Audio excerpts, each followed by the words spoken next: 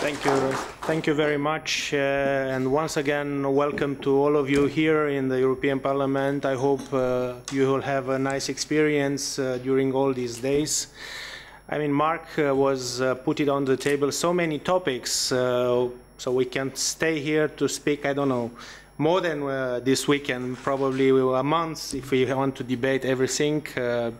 I must say that, and I'm starting with a question that I would like to know if you know which is the motto of European Union, if somebody wants, somebody knows,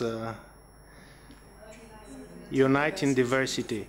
So this is very important, I think, for the future, not for the European Union, but also for the world. And I think understanding each other, understanding the other cultural, I think it's very important in order to maintain the peace in the world and to have a prosperous world. Now, today I would like to discuss only a small topic regarding the European Parliament to understand more about what we are doing here in terms of foreign policy, and I will try to cover a little bit the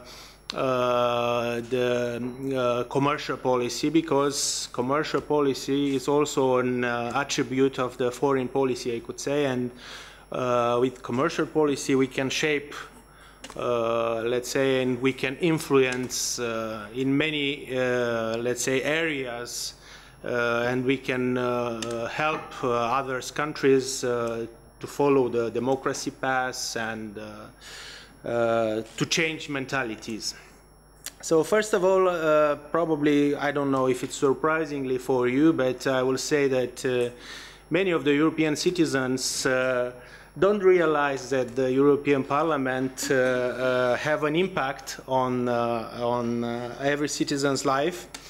But European Parliament, knowing that is directly elected by the EU citizens, and this direct election gives them to the European Parliament democratic legitimacy for decision. Actually, it's the only one institution elected democratic. Probably you know the other European institution, and we are dealing here with a big amount of filings covering different EU policy, from agriculture to the foreign policy. I must say that in the European Parliament there is no opposition or power groups. You know that, and there are only political groups, which in the campaign for election, because now it's a period for elections, they could be rivals. They could be against each other in this campaign, but when they become members of the parliaments, they could find, let's say, common ground on different files. So you don't have to think that if, let's say, I'm a socialist or conservative or a Christian Democrat, I cannot find a common ground with somebody from, let's say, from the Greens or somebody from, I don't know, from the Communists. You have to understand that this kind of association depends of the interest, depends of the, let's say, the political agenda of each groups. And what is important, and I think it's also important for you for the career of diplomacy, is the word here in the European Parliament is compromise. So compromise, I think it's the most important word here in the European Parliament, trying to find a solution, trying to find, to understand the other side's position. And of course, when, let's say, it's impossible to reach a solution, but you see that you have a majority, you can go to plenary to have a final vote. But this is happening in the European Parliament. One of the most important aspects of the European Parliament role in foreign policies, I must say, that is to give a mandate to a High Representative for Foreign Policy, and also to the member states in the Council, because I mentioned the legitimacy, we have it here, and always Commission, always the Councils had to wait after the Lisbon Treaty has to wait our confirmation. And despite of the procedure which is in the Council, where you need unanimity to reach a conclusion, here in European Parliament it's much simpler. The democracy shows that the simple majority it's enough to take a decision and to implement a decision. So as you can see, a European Parliament could help in many situations to take the straight road in direct for take some decision.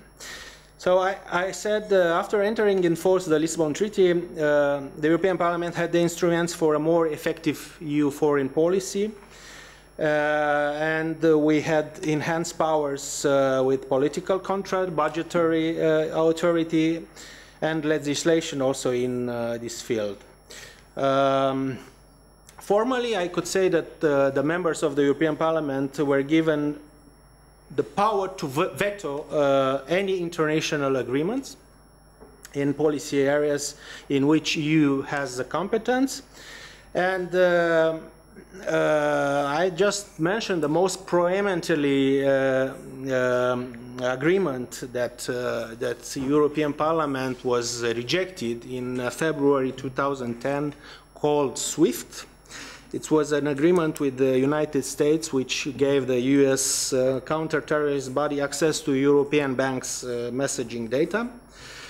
As I told you, we rejected them in the first phase, but after that debates, when we put some condition, the SWIFT was approved later, and after a negotiation that took account of this Parliament's concern.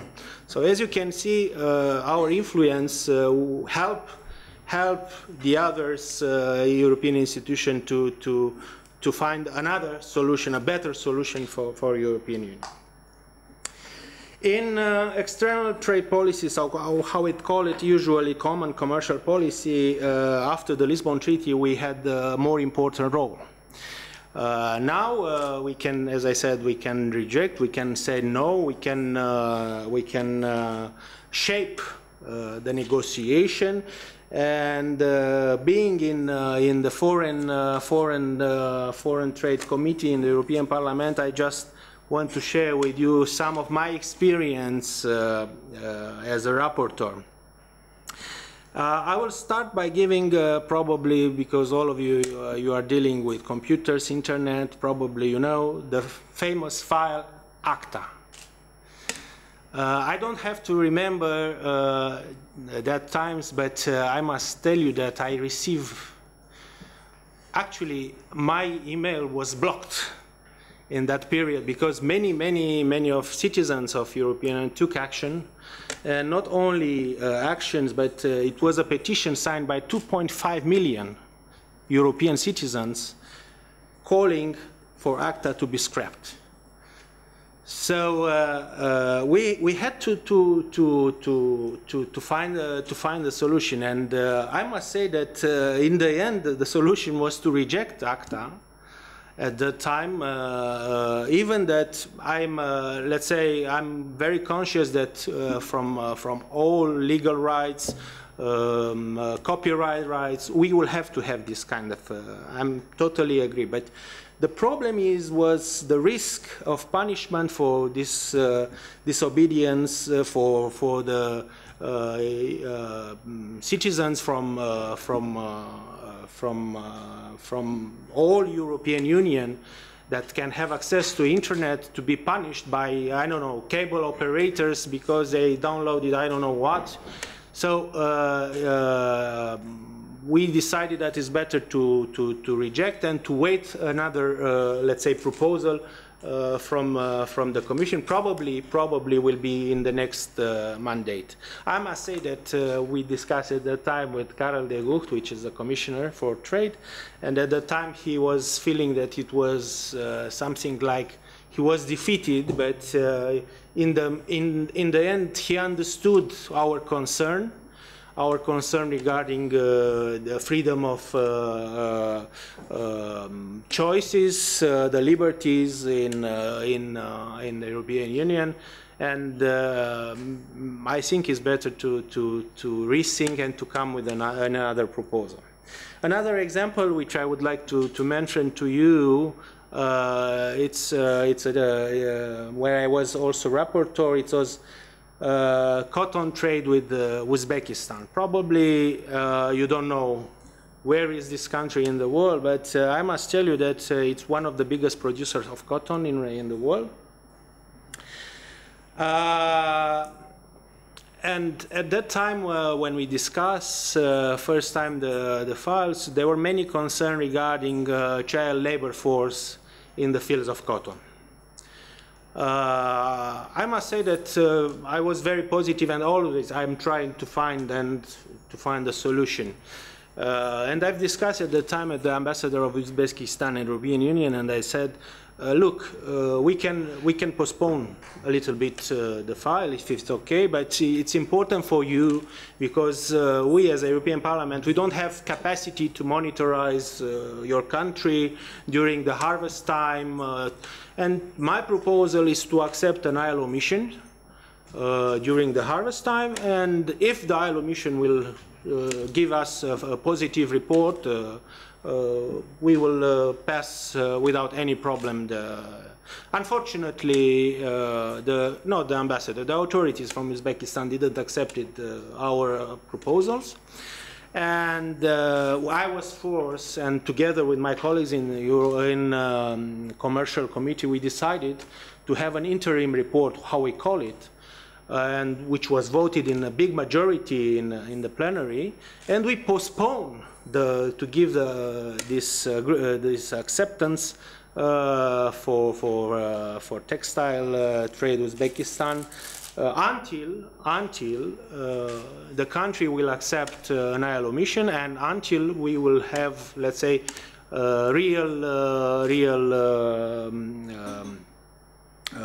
results, positive results in this domain. I must say I'm quite proud that last year in autumn, when they have the harvest, they accepted the ILO mission. The conclusion, they are not yet, let's say, written. What information I receive, let's say, informal, is that Uzbekistan still not renounced in totally, but of course the amount, the quantity of the children used is diminished very much.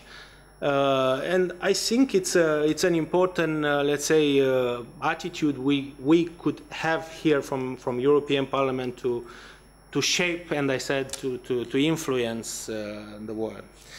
One last example I would like to give you is TTIP. It's the transatlantic partnership, from which I think it's very important for the future of this world, and not only for the future of the world, but it will be, let's say, a benchmark for all trade relation in the world.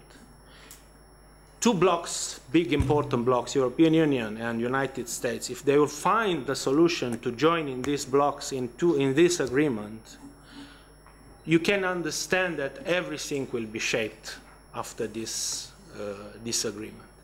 But in this, let's say, negotiation, probably some of you know that European Parliament tried to influence some in this negotiation. And there is a big debate, right, regarding the investor-state dispute settlement mechanism, which is now one of the hot topic which is discussed in the European Parliament. This could allow, to understand much clearer, this will allow powerful multinational companies to sue governments and to make change public policy in their public interest. And that's why from our side, from European Parliament, it's a concern.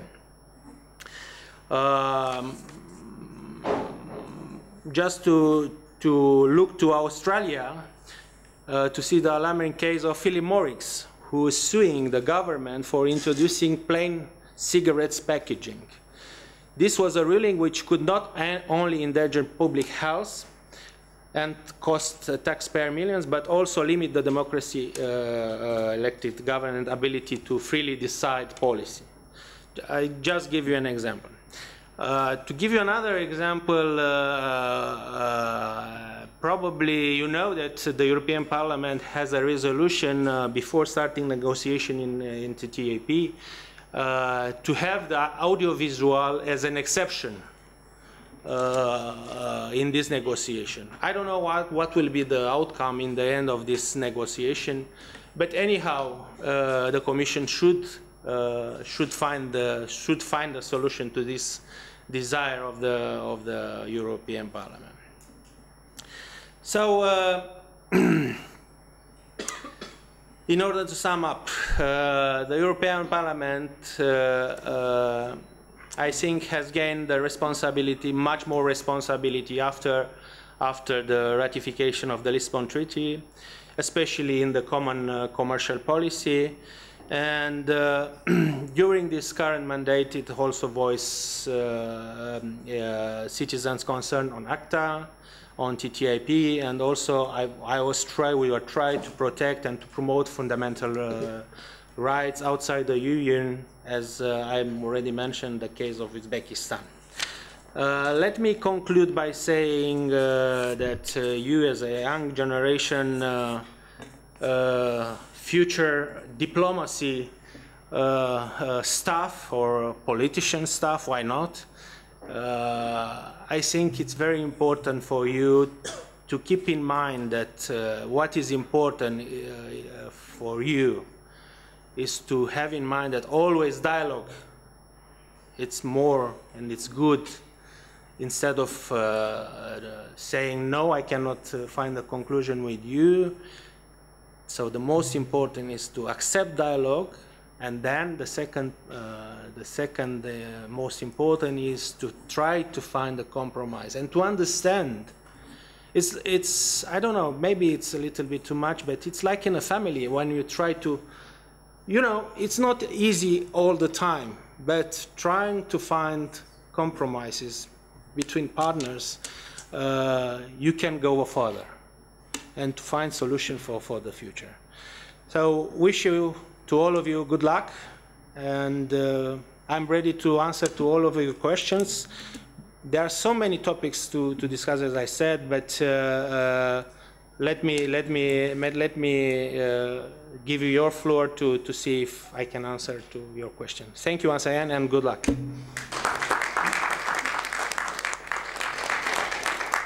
No, thank you very much, Mr. Cutas. We really appreciated that. And again, I think it's ideal that we could begin today in the European Parliament discussing the role actually that the European Parliament has already, and also that it can have in the coming years. So we really appreciated your lecture.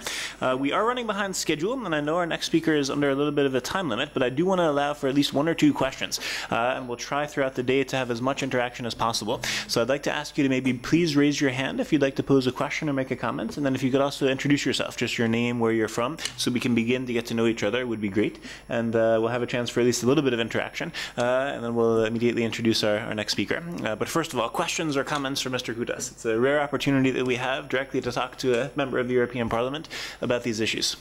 Who would like to go first? Don't be shy. Okay, please. Okay. And if you could use the microphone and just briefly introduce yourself.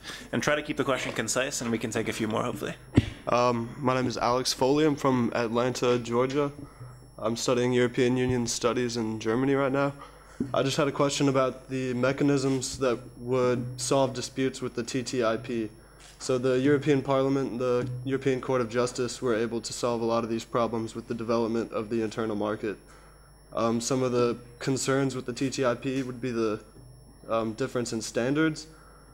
And some of the other concerns would be with information, but when the EU was forming the internal market, they had these mechanisms with the EP, the Commission, and the Court of Justice to solve these disputes. So there needs to be some sort of mechanism developed to solve these disputes between, in the Transatlantic Trade and Investment Partnership. What sort of mechanisms do you see forming? And why is it so controversial with foreign investors being able to sue individual governments? Okay, thank you for the question. I must say that in the moment I don't know exactly what is the stage of the negotiation, because unfortunately the European Parliament doesn't have access to this negotiation, and it's normally not to have access. In international dispute settlements, it was just one of the topics which was raised in the European Parliament as a concern, not to affect, as I said, the negotiation and try to limit the influence of the big companies, because you know now the multinational, the global companies, they have huge power now. And I can give you a very good example from my country. I don't know if you heard about, we had a Canadian consortium, Gold Corporation. They had, let's say, they obtained the license from the Romanian government to authorize to try to develop a mining area for extracting gold. But the condition was to obtain all the necessary authorities for environment, legal protections, which they didn't obtain in the end. And now they want to sue Romania at an international court for this situation. I don't know how we will reach in the end in the negotiation with TTIP. I don't know what will happen with Romania if the company will sue, but the idea is to limit this influence of these countries, and this is only one concern from our side. Being from United States, I must say that your colleagues, I mean, because I've discussed also with senators from United States, and they are very concerned about financials, mechanism and financial, because probably, you know, in Europe we have a different system for in financial area, and they would like to exclude. But as I told you, I don't know exactly what will be in the end the solution which will find the negotiation, the both teams in negotiation. But you have to understand that in the end will be a compromise. And some parts will have to accept, some parts will don't have to accept. And what is important is that everybody to be happy. Every time when we discuss TTIP, because if you look to the discussion, you will see that there are colleagues very extremist. We will not vote this because if will not happen that. It's impossible like this. It's impossible like this. I mean, we have to discuss, first of all, I think, when we have a negotiation, about the things which unite us, which are common in, and you have to understand that the United States has, let's say, similar standards with the European Union, one of the highest standards in the world. So we have to start negotiation from this united common ground, and then to find solution for what we don't, for NGOs, for GMOs, there are many issues, agricultural issues in TTIP, not only this dispute settlement. So I hope, and I'm sure that if we want to go further, we will find a solution for this, all these problems in TTIP. Maybe one brief final question and a brief response, please. Okay. Thank you very much. My name is Julien Avier. I'm a staff member of the United Nations, and I work specifically on the issues of refugees and internally displaced people. It's very well known that we collaborate quite a lot with the various European Union agencies or entities. From your hand, sorry, where would you see maybe a better collaboration between the United Nations, our agencies, and what you do, actually? Thanks. I must say that I'm one of the supporters of your. I forgot the name of your colleague, which is in charge with the disasters, and because I had a conference with her. I don't have. I work for the External Relations Department. Probably. But we can discuss this afterward if you want. So I participate in the conference with her. I help her, and I must say that at least myself, I was one of the supporters because I know what job you have done, and it's very important, I think, for the future, and also to have all the time the support of the European Parliament, because sometimes even that, let's say, there are big problematic issues. You mentioned refugees, big problems. Sometimes the countries they don't react immediately, and sometimes it's necessary to have a little bit push, and in this little push the European Parliament could help you very much. And you know, probably we have, let's say, so-called urgency in European Parliament. Every Strasbourg plenary session we have on Thursday afternoon only 3 urgencies. We cannot afford more, but on these 3 urgencies, the European Parliament could put, let's say, a big important decision for the Madam Ashton, for the Council to follow a direction. So we can work. I think I don't see any problems in this cooperation between us. That's wonderful, because in a nutshell, we work very well country by country. Yeah, I know. But we need at some point to centralize our policies. Because I mentioned Uzbekistan, I must say that it was a time when the ambassador was mentioning me that they don't discuss with ILO, even that they are member of ILO, because UNICEF give them a UN give a very good report of them, and they said, okay, let's see it. It's not ILO, but let's see it. But unfortunately, we didn't see it. Good. So anytime, I think you have at least my openness for the future. Thank you.